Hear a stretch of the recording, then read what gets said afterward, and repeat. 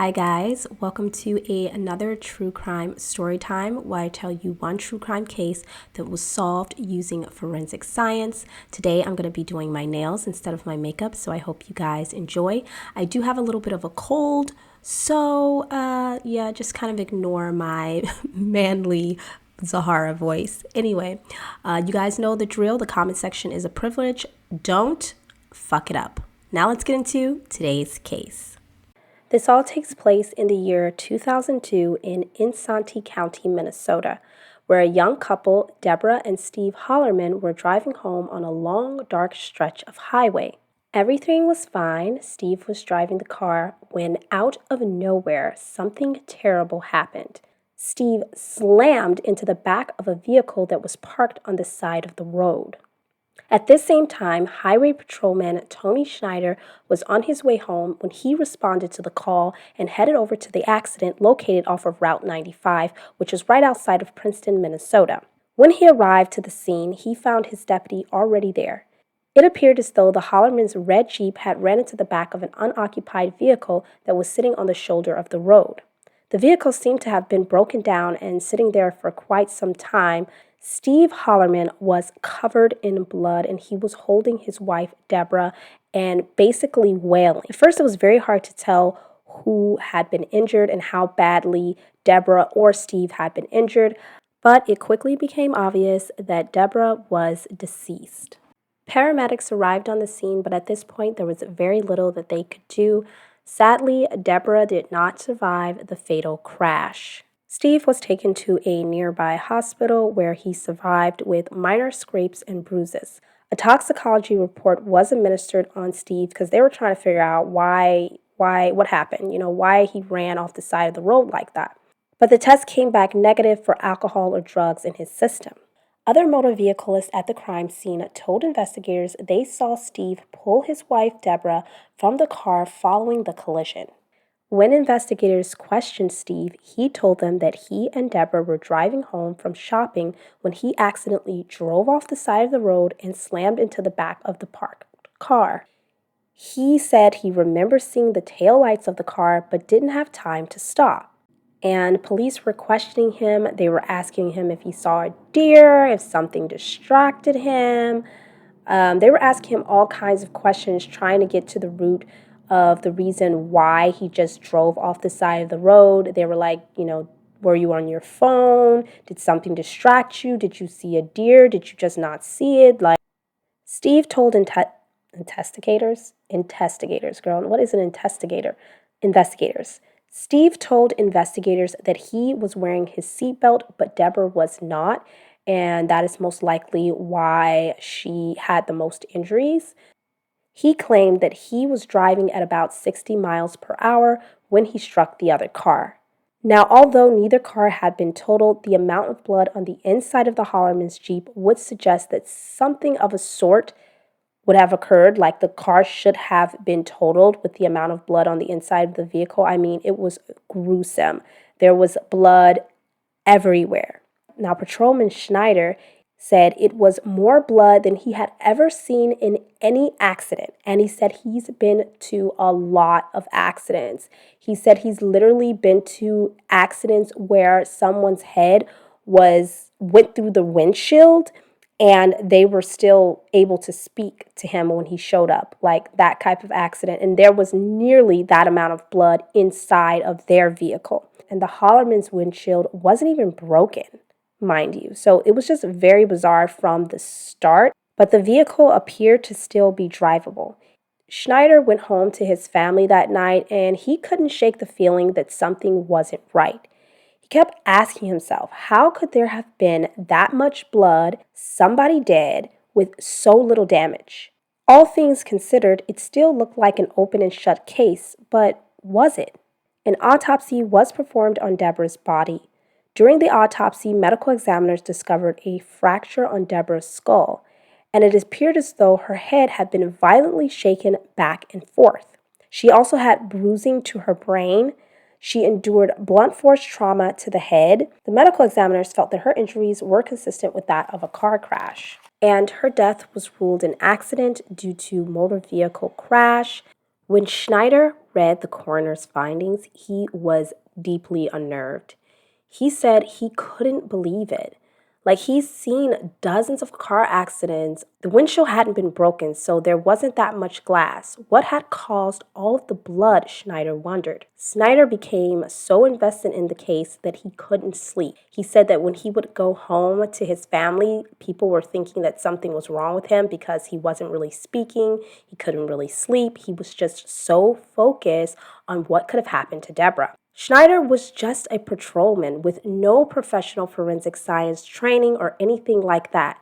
But even he felt that something was wrong. He had to get a second look at the vehicle to inspect it. So Schneider went to the impound lot to take pictures of the Hollerman's vehicle. Upon arrival, he learned that he wasn't the only one interested in the vehicle. The owner of the lot told Schneider that Steve had called multiple times requesting the vehicle's release. It had only been 2 days since the fatal crash. The car hadn't even been cleaned or anything. It was still covered in his late wife's blood. Why was he in such a rush to get it back? Schneider began to photograph the Jeep. There was blood on everything, everywhere. On the back seat, on the ceiling of the car, on the front seat of the car, inside the car doors. The windshield was cracked but hadn't been broken completely through. There was blood on the windshield. However, there was no damage to the passenger compartment, which was bizarre because if Deborah was completely covered in blood, how she was when they found her at the crime scene with blood all over her face and her head, then there should have been some sort of damage on the passenger side compartment, but there wasn't. It was just weird. How was there no damage on the passenger side compartment, but Deborah was so bloody? After reviewing the evidence, Schneider was sure it was not an accident. Now, as I said, Detective Schneider was not a trained professional. He's not even a detective. He's actually a patrolman. So he's not even a detective. So he wasn't professionally trained in something like this. He wasn't a forensic scientist. He wasn't a blood spatter expert. Although he was inspecting the vehicle, there was obviously things that he was going to miss because he just wasn't trained in detecting the evidence that he would have needed to prove that it wasn't an accident. So he needed more help. I mean, obviously, if he was trained in this, he would have been able to tell that, based on the blood spatter, blah, blah, blah. He didn't have any professional training whatsoever in forensic science. So he's just out there with his intuition and his naked eye trying to see what makes sense and doesn't make sense to him. I just want to say, can we give it up for Detective Schneider? I keep saying detective. I promoted him myself from patrolman to detective because he's freaking amazing. Anyway, back to the story. Now, although Patrolman Schneider felt that there was something wrong, local traffic investigators, however, did not agree with him. After reviewing the vehicle, they came to the same conclusion as the coroner and ruled it an accidental car crash. Schneider felt like he was running out of options. Everyone seemed to want to pass Deborah's death off as an accident, and he had no additional evidence to prove otherwise. Until he learned that investigators got a break in the case. An unidentified tipster called police and said that Steve was having an affair with a co-worker at a hospital where he worked. When investigators questioned friends and family members, they told police that the Hollermans appeared to be the perfect couple. They said that they had been married for 14 years and they were always seemed to be in love. They rarely ever really had any fights or anything like that, at least not that they had witnessed. So they didn't really believe that Steve could have anything to do with Deborah's death, and they just thought it was really far-fetched, Now, Deborah was described as the life of the party. Everybody who knew her loved her. They said she was so fun to be with and always knew how to pull a crowd, which y'all girls be careful out there because sometimes these men be getting jealous. I ain't even lying. They be getting jealous because, you are getting too much attention. Schneider told investigators his suspicions, and they agreed with him that there was definitely more to the story than Steve was letting on. And after reviewing the amount of blood in the vehicle, they felt that it was inconsistent with a crash. So investigators set up a conference call with the medical examiner's office to get a second autopsy performed on Deborah. But it was too late, as her body had been cremated. The medical examiners tried to reassure investigators and Detective Schneider that Deborah had passed away from the car crash, that there wasn't anything else based off of their reports and their findings. Now, I just want to say this because I know some people may not understand. Usually what happens is the body is sent over to a coroner or a medical examiner. Usually it's a coroner. The coroner does the first autopsy. So they do like the very basic analysis of the body. If they find that there was anything suspicious with the death, then they will call in a forensic pathologist to take a second look at the body. Because the original coroner found that the death was due to an accident, to a car crash, the forensic pathologist was never brought out to do a second autopsy. So that's usually how it works. First, the body gets sent to the coroner. If the coroner decides that there's like something more, then they will call out a forensic pathologist. Then the forensic pathologist will do a second autopsy or take a second look at it. And if they find something, then they will tell investigators what they found, and investigators will then start to look into possible suspects and try to figure out what happened to Deborah in the story. But obviously, none of this occurred because the original coroner ruled her death an accident. And shortly after that, her body was cremated. So it wasn't looking good, you guys. Earlier on in the investigation, Steve told investigators that the couple was heading back from shopping that evening prior to the car accident. He claimed that the two of them had gone out to dinner and shopped at several stores in Cambridge. Police and Patrolman Schneider was able to use the couple's receipts from the stores that they had shopped at to find out which stores they had been to. And from there, they were able to acquire the video surveillance footage to corroborate Steve's story. Was he telling the truth? They reviewed the footage and noticed that there was a 2.5-hour window between the time they left the store and when the crash had occurred. The security surveillance shows Steve leaving the store around 7:25. The Hollerman's home was only 10 miles away, so about a 20-minute drive, and the accident was called in at 10 p.m. What happened in that 2.5-hour window? That's a lot of time, you guys. Investigators learned that the couple had a vacation cabin halfway between Cambridge and Princeton. Was it possible that the couple had visited or stayed in the cabin that day? Also, Steve's times didn't match the surveillance footage. He told police that they left the store several hours before they were captured on video in the store. They also searched the Jeep for the items the Hollermans purchased, but they were not located in the vehicle at the time of the crash. With further investigation, authorities learned the identity of the woman Steve was having an affair with. According to Deborah's friend, it was common knowledge. Deborah knew of the affair and was going to confront Steve about it. Investigators interviewed the woman and she openly admitted to having an affair with Steve. She said that they were in love and were planning to be together, and that they had been going out for a year and they were going on dates in public. It was common knowledge. She said, in fact, she had seen him the day of the crash and that they had sex in his cabin that afternoon.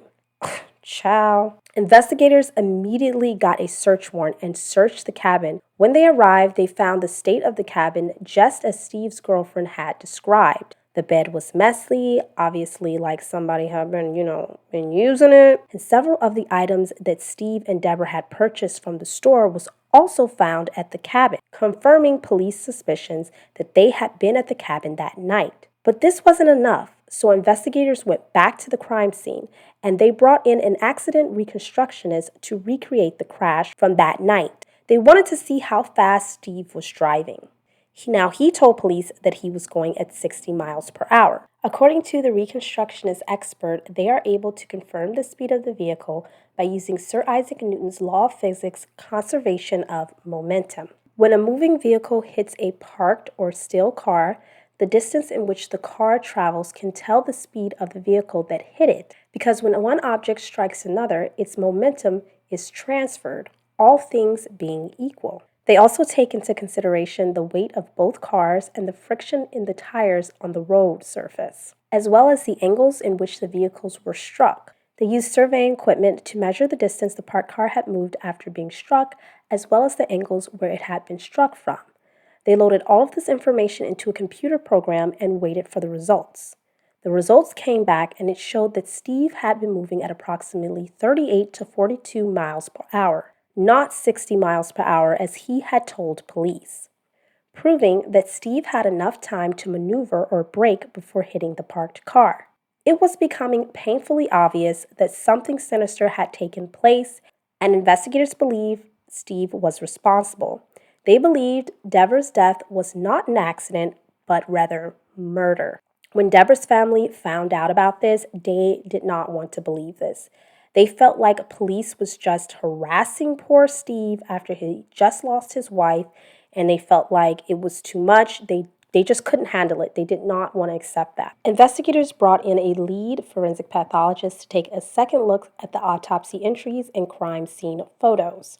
Because remember, Deborah's body had been cremated at this point, so she couldn't really look at the actual body itself. All she could do was make her observations from the entries, from the original autopsy entries, as well as the photos.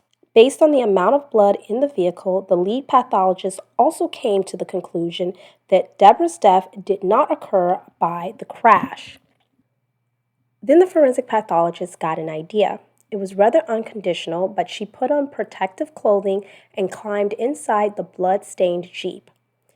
She was around the same size and weight as Deborah.